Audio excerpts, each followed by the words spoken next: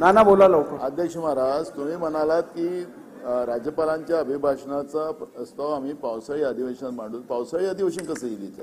अध्यक्ष महाराज, माझा एकदा आम्हाला तो ज्ञानात भर टाका. आपण काही अडचण. अध्यक्ष महाराज, आपल्याला अधिकार आहे सगळे. बोला शिला सर.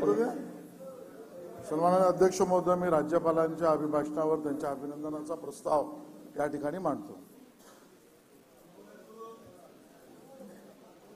अनुमोदन कोणाचं?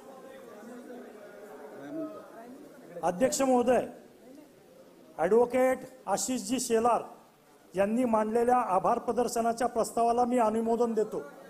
ठीक आहे. प्रस्ताव असा आहे की मान्य राज्यपालांनी केलेल्या अभिभाषणाबद्दल आम्ही या अधिवेशनाकरिता जमलेले महाराष्ट्र विधानसभेचे सदस्य त्यांचे मनपूर्वक आभार मानतो. मान्य राज्यपालांच्या अभिभाषणावरील चर्चा विधानसभेच्या तृतीय पावसाळी अधिवेशनात घेण्यात येईल.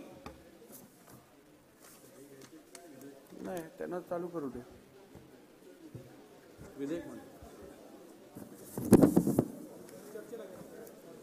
एक मिनिट, मी तेवढं इंट्रोडक्शन कंप्लीट करून घेऊ ना आपण. झालं ना. सन 2023 चे विधानसभा विधेयक क्रमांक 1 महाराष्ट्र राज्यातील सामाजिक व शैक्षणिक दृष्ट्या मागासवर्गीयांकरिता आरक्षण विधेयक 2024 मांडण्यात आले. नाना बोला लवकर. अध्यक्ष महाराज, तुम्ही म्हणालात की राज्यपालांच्या अभिभाषणाचा प्रस्ताव आम्ही पावसाळी अधिवेशनात मांडू. पावसाळी अधिवेशन कसं येईल? प्रस्ताव मांडला गेला. चर्चा त्याच्यावरती आपण पावसाळी अधिवेशनात घेणार आहोत. कुठं पावसाळी? आता जुलैला.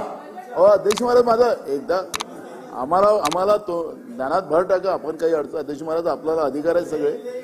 पण मला एक कळायला नको, आपण पावसाळी अधिवेशनात केव्हा जाणार?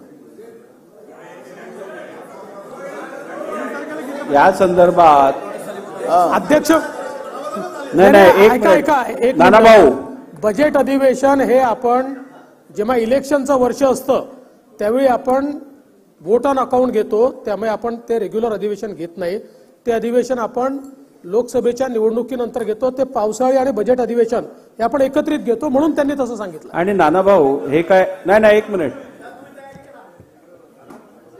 नाही, ठीक आहे. नाना भाऊ, बोला.